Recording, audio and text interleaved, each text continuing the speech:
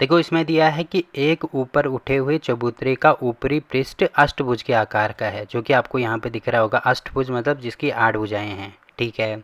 आगे दिया है जैसा कि आकृति में दर्शाया गया है, इस वाली आकृति में आपको दिख रहा होगा। तो हमें क्या निकालना है, अष्टभुजीय पृष्ठ का क्षेत्रफल निकालना है। तो अष्टभुजीय पृष्ठ का मतलब इसका पूरा क्षेत्रफल निकालना है। तो कैसे हम निकालेंगे, देखो अगर मैं इसको अलग अलग पार्ट में तोड़ूँ, मतलब अगर मैं केवल ये वाले पार्ट को देखूँ, तो ये वाला पार्ट आपको दिख रहा होगा। केवल अगर हम इतने को लेते हैं तो ये क्या है, एक समलंब की आकृति आपको दिख रही होगी। वैसे ही दूसरा पार्ट अगर मैं इसको देखूं, ये वाला जो पार्ट है ये हमें क्या दिख रहा है, ये हमें आयत दिख रहा है। और लास्ट वाला ये जो नीचे वाला पार्ट आपको दिख रहा है, ये दोबारा किसकी आकृति हो गई, समलंब की आकृति हो गई। तो इसमें एक काम हम कर सकते हैं कि यहाँ पे अगर मैं इसको नाम दे दूँ, अलग अलग नाम दे दूँ, तो नाम क्या क्या हो जाएंगे, जैसे यहाँ पे अगर मैंने इसको ए नाम दे दिया, ये वाला हो जाएगा बी, ये वाला हो जाएगा सी, ये वाला हो जाएगा डी, फिर यहाँ पे ई, एफ, जी और एच, ठीक है। अब यहाँ पे लिखेंगे इसका क्षेत्रफल, तो यहाँ पे मैं लिख देता हूँ। तो देखो अष्टभुजीय पृष्ठ का क्षेत्रफल किसके बराबर होगा, सबसे पहले तो हम यहाँ पे इसका क्षेत्रफल निकाल देंगे, मतलब इतना क्षेत्रफल अगर हम निकालेंगे तो यहाँ से यहाँ तक ये वाला क्षेत्रफल निकल आएगा। तो यहाँ पे लिखेंगे ए बी सी डी, क्योंकि ये ए बी सी डी है ना, जो कि आपको दिख रहा होगा। इसका क्षेत्रफल पहले ये निकालेंगे तो ये हो जाएगा इसका क्षेत्रफल, ठीक है। प्लस इसमें जोड़ना क्या है, ये वाला जो आयत आपको दिख रहा है इसका क्षेत्रफल, ठीक है। तो अगर मैं इसमें ये वाला आयत जोड़ता हूँ तो यहाँ पे इतना क्षेत्रफल निकल आएगा। तो यहाँ पे ये चीज़ लिखनी भी होगी धन, यहाँ पे क्या है ये ए डी ई एच, तो यहाँ पे लिखेंगे ए डी ई एच, इसका क्षेत्रफल, ठीक है। धन इसमें अगर मैं इसको जोड़ दूँ, ये जो लास्ट वाला आपको दिख रहा है ये भी क्या है, ये भी एक समलंब आपको दिख रहा है ना, तो इसका क्षेत्रफल, तो यहाँ पे ये चीज़ लिखनी भी होगी। देखो ये क्या है, एच ई एफ जी, तो यहाँ पे लिखेंगे एच जी एफ ई, इसका क्षेत्रफल। तो एक एक करके इन तीनों का क्षेत्रफल हम निकालेंगे। तो यहाँ पे हो जाएगा, देखो ए बी सी डी, मतलब ये वाला आपको समलंब दिख रहा होगा। अब देखो समलंब का क्षेत्रफल क्या होता है, ये होता है 1/2।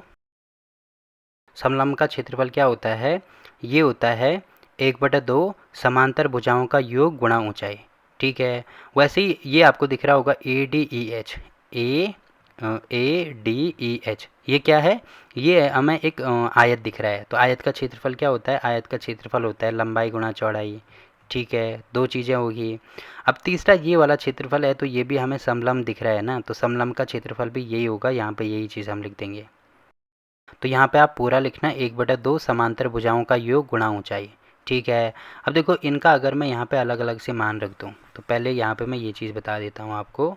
यहाँ पे देखो क्या क्या नाम दिया था मैंने, इसका नाम दिया था ए, ये होगा बी, ये सी, ये वाला डी और ये वाला ई था।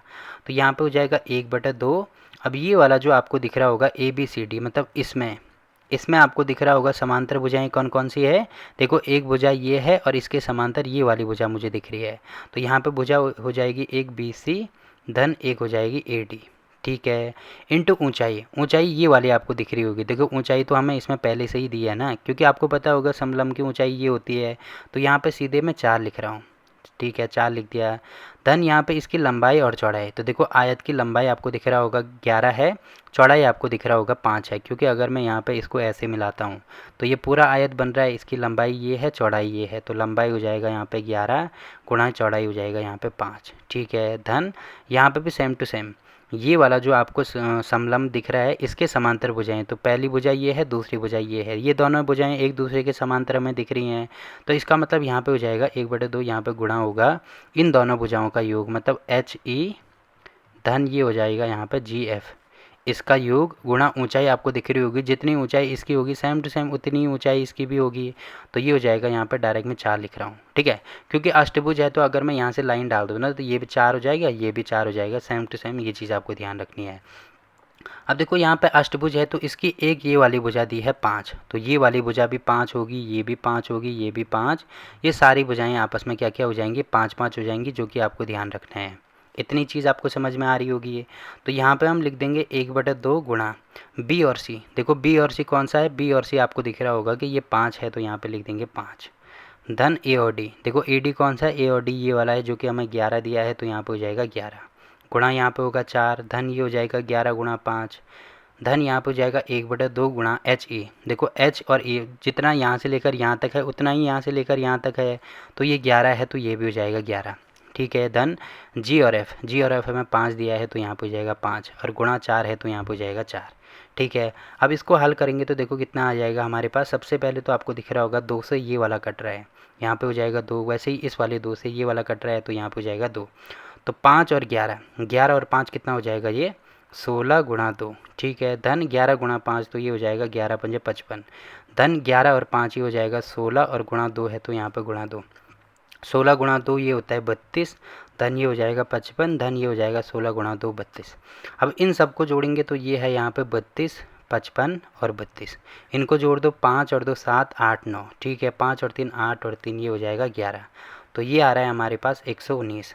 अब इसे देखो 119 क्या है, ये हमें इसमें क्या दिया है, देखो मीटर दिया है तो ये भी मीटर हो जाएगा। तो 119 मीटर का वर्ग हमारा उत्तर हो जाएगा। ठीक है, बाकी अपने उत्तर को चेक भी करना है तो यहाँ पे चेक कर सकते हैं। देखो 119 ही आ रहा है ना, तो ऐसे हमें इसको सॉल्व करना होता है। अगर आपको पूरा नहीं दिया है तो छोटे छोटे टुकड़ों में हमें इसको सॉल्व करना है।